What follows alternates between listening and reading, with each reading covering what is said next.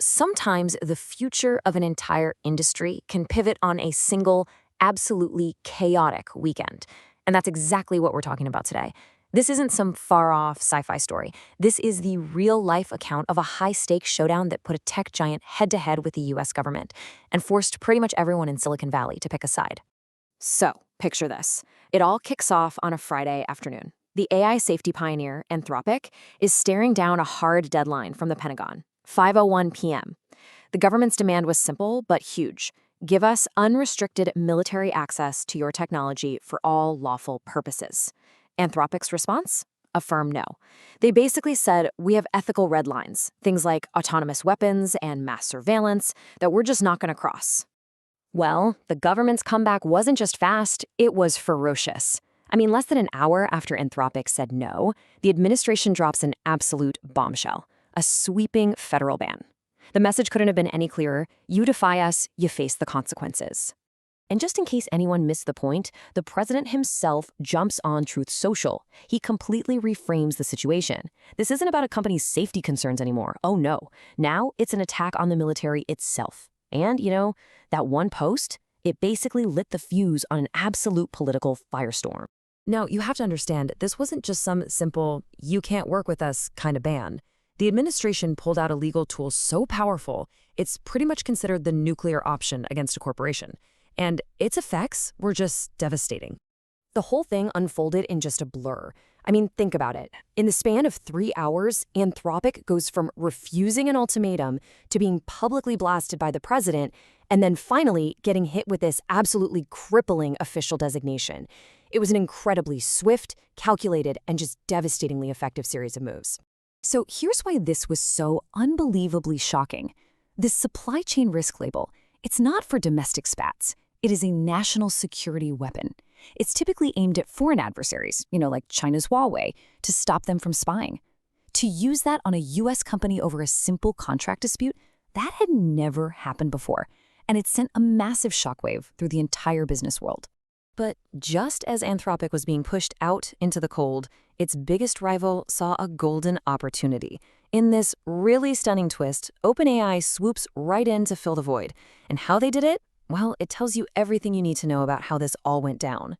Okay, so this is where it gets really interesting. It all came down to strategy. Anthropic, they demanded a policy veto. They wanted it written, hard-coded, into the contract that there were lines the military just couldn't cross. But the Pentagon saw that as a private company trying to dictate military policy. Now, OpenAI, they were much, much savvier. They said, sure, we agree to your language. But then they quietly built in technical safeguards, making it physically impossible, say, to embed their AI directly into a weapon. They achieved the same outcome, but with a much smarter approach that didn't challenge the government's authority. So you have this 1-2 punch. Anthropic gets banned, and OpenAI gets the deal. And this single event just split the tech industry right down the middle. We're talking a massive rift, from the C-suite all the way down to the engineers who were actually writing the code. And the split was immediate, and it was stark. Down at the grassroots level, you had a revolt. More than 550 employees from rival companies, we're talking Google, even some from OpenAI, they all signed letters supporting Anthropic. But up at the executive level, a totally different story. Elon Musk, he sided with the government. And OpenAI's own Sam Altman played the master diplomat, offering sympathy with one hand while grabbing Anthropic's contract with the other.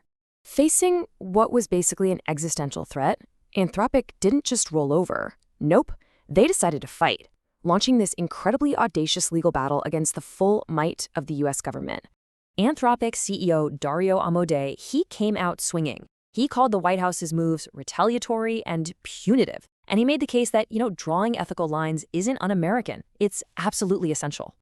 So their legal team put together this really clever, three-pronged attack. First, they argued government overreach, saying the ban can't just apply to all their other commercial business. Second, they called out the misuse of power, that a tool for foreign spies was used illegally in a domestic contract dispute.